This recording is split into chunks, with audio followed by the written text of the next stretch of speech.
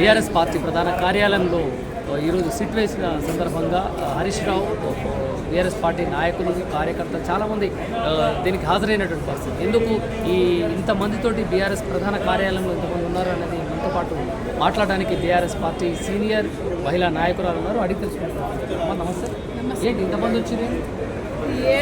పొట్టానికి రాత్రి ఏదైనా ఒకటి పడుతుంటుంది కదా, కళలు వస్తుంటుంది, ఏదో ఒకటి చేయాలి, జిమ్మిక్కు చేస్తుంటాడు కదా. ఈయన మేడారంలో ఒక దళిత మహిళ మినిస్టర్ని కాళ్ళకాడ కూర్చోబెట్టుకుండు. అర్ధరాత్రికి హరీష్ అన్నకు పంపించిండు. ఈయన హరీష్ అన్న ప్రెస్ మీట్లో పెట్టిండు కదా, వాని బండారం అంతా బయట పెట్టిండు. బామ్మారిది అని బామ్మారిది ఎంత కుంభకోణం చేస్తుండు, సింగరేణిలా ఇవన్నీ ఏమేమి ఉన్నాయి, లెక్క దాపు అన్నీ తీసినందుకు రాత్రి హరీష్ అన్న నిన్న సిద్దిపేట ఉన్నదని తెలుసుకొని ఇంట్లో ఎవరు లేకున్నా కానీ ఇంట్లో ఇచ్చేసిపోయింది. ఈరోజు పొద్దున 11 గంటల వరకు రావాలండి. దేని గురించి అనేది ఎవరికి అర్థమవుతుంది. ఎందుకంటే వాడు రోబో అవుతాడు. వాడు ఎప్పుడు రోబో అవుతాడో తెలియదు, ఎప్పుడు రామ్ అవుతాడు. అది రామా రోబోనా రెండిట్లో ఏదో రోబో అయితే అవుతాడు వీడు. ఎప్పుడు అపరిచితుడు అవుతాడు. కాబట్టి మనకి ప్రజలను మాత్రం గాలికి ఇచ్చేసిండన్న. ప్రజల గురించి పట్టించుకోడు. ఈ సిట్ అంటాడు, పిట్ అంటాడు, బొచ్చు అంటాడు, బోనం అంటాడు. ఎక్కడెక్కడ వీడు వచ్చినప్పటి నుంచి దేవుళ్ళ మీద ఒట్టు తిన్నందుకు దేవుని గుళ్ళు కొడుతుంటాడు కూడా పట్టించుకొని ప్రబుద్ధుడు ఈరోజు ఒక ముఖ్యమంత్రి. దేవుని గుళ్ళే చూసారు కదా, 2 ఏళ్లలో ఎన్ని గుళ్ళ కొడుతున్నారు. ఎంత ఎంఐఎం చేతిలో దొత్తు అయిపోయింది. చంద్రబాబు దొత్తు, ఆంధ్ర దొత్తు. ఇవన్నీ పనులు ఏం పని లేదు.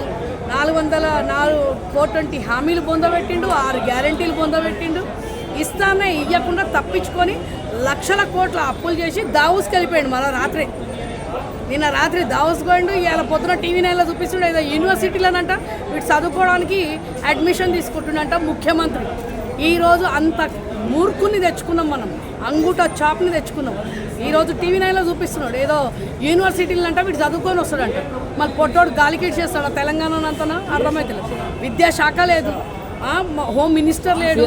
సీఎం రేవంత్ రెడ్డి చేస్తున్నటువంటి అభివృద్ధి పథకాలు అవి ప్రజలకి బాగుపడుతున్నటువంటి ఎన్నో ప్రాజెక్టుల విషయాల్లో కానీ ప్రజాపాలన అందరికీ అందుబాటులో ఉండాలని ప్రజాపాలన చేస్తున్నా కూడా బీఆర్ఎస్ పార్టీ వాళ్ళు మాత్రం కావాలని ఇలా రెచ్చగొడుతున్నారు, కావాలని బురద చల్లుతున్నారు అని చెప్పి మీరు కావాలనే చెప్తున్నట్టుగా మాట్లాడుతున్నారు అని కూడా కావాలనే మాట్లాడుతున్నాం. ఎందుకంటే చాలా మంచి వాస్తవాలు మాట్లాడాలి కదా. వాస్తవాలే మీకు చెప్తాను. నువ్వు అన్నదానికి నేను మంచి క్లియర్గా చెప్తాను. ప్రజాపాలన ఎట్లా చేసిందంటే హైడ్రా తెచ్చి ప్రజాపాలన చేసిండు.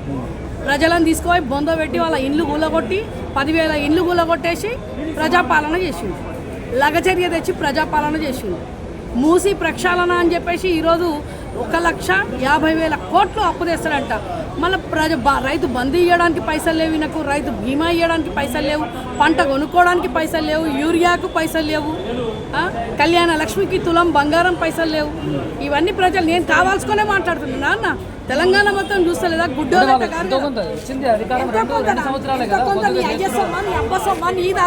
ఆంధ్ర చంద్రబాబు కాలి మొక్కి తెచ్చినాం, మోదీ కాలి తెస్తున్నాం. తెలంగాణ పైసా ఎడ తీసుకుపోయి పెడుతున్నారా? సిగ్గులేనోడా, ఏం మాట్లాడుతున్నావు అన్న?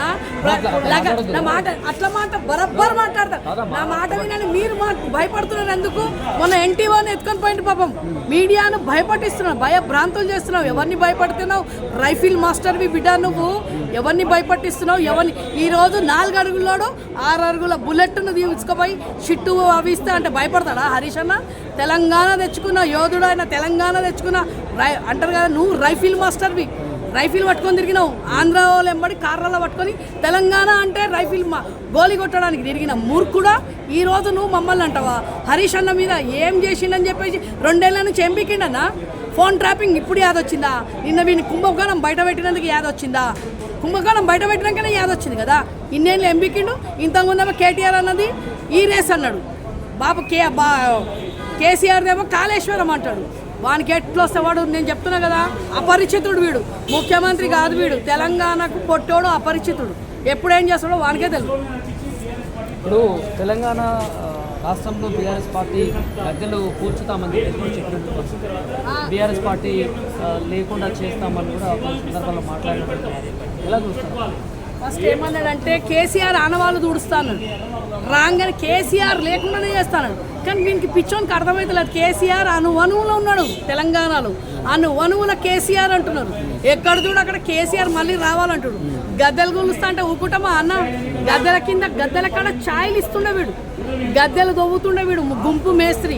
ఆ గద్దెలు కట్టడానికి గుంపు మేస్త్రితోనే దోపించి పెట్టించినాం. ఆ దాన్నే దోపి వీని బొంద పెడతామని చెప్తున్నాం. వీని బొంద పెడతామా అన్నే బాబు. కేసీఆర్ని 100 అడుగులు లోతుకు దవ్వుతాం కాదు. వీని గద్దెల కింద పొట్టోడు 4 అడుగులే వీడు. 4 అడుగులు దవ్వడానికి పెట్టచ్చు. మీరు ప్రశ్నించవచ్చు, హక్కు ఉంది మీకు. మీరు మాట్లాడేటప్పుడు అలా అనాలోచితమైనటువంటి మాటలు దుర్భాషలు ఆడడం ఎందుకు? దుర్భాష ఇలా ఏమైనా బూతులు ఉన్నాయా నేను మాట్లాడిన దాంట్లో?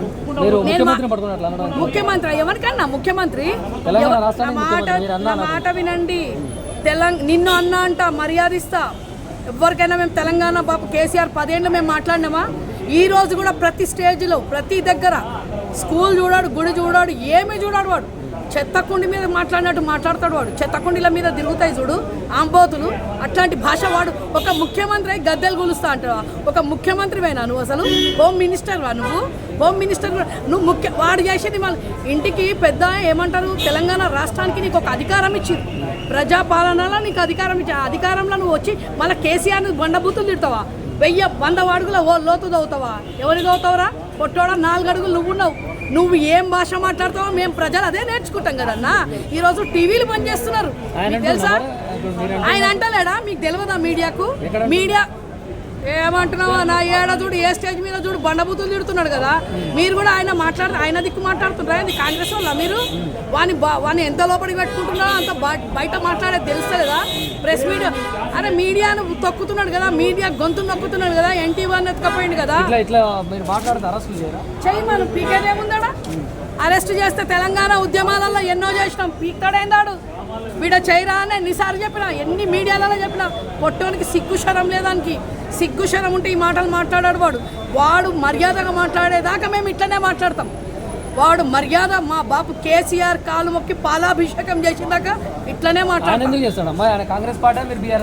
ఎందుకో ఇంతకుముందు ఎన్నొచ్చినాడు పొట్టోడు ఇంతున్నప్పుడు, గద్దెల కాడు ఇంతున్నప్పుడు ఏడున్నాడు చూపిస్తా నీకు. మీరు చూడుర్రి పాత ఫోటోలు చూడుర్రి. పొట్టోడు ఇంతనే ఉండప్పుడు జర్ర పొడవు అయినట్టున్నప్పుడు. అప్పుడు 22, 23 ఏళ్ళు ఉన్నాడు. 20 ఏళ్ళ కింద ఆడు ఎంతుండాడు. ఫస్ట్ మా కండువా వేసుకొని మాకు ఛాయలు మోసినోడాడు. మాకు గద్దెల కాడ గుంతలు తవ్వినోడాడు. ఆ గుంతలు తవ్వినోడు ఈరోజు కళ్ళు నెత్తి మీదకి పోవద్దన్నా. ఓడిపోయినందుకు కాదు, ఓడిపోకున్నా ముందు కూడా మా బాపు మర్యాద నేర్పించిండు. 10 ఏళ్లలో మేము ఎప్పుడన్నా మాట్లాడినా చూపి నా వీడియో ఒక్కసారన్నా.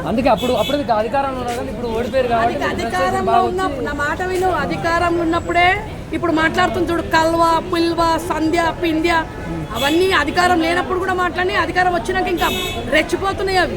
మేము అధికారం ఉన్నప్పుడు దుర్యోపయోగం చేసుకోలేదన్నా. మేము మా అధికారం ఉన్నప్పుడు మేము తల వంచుకొని తిరిగిన మర్యాదగా ప్రజలు మనం చూస్తారు, ప్రజలు మనం చూసి నేర్చుకుంటారు. ఈ రోజు ఒక మూర్ఖుడు నా మాట వినండి. అధికారం పోయింది కాబట్టి పలానా మహిళ ఇక మాట్లాడుతుంది అనుకోరా? అనుకోమను, పీకేదేముంది, అరెస్ట్ చేస్తాడు కదా.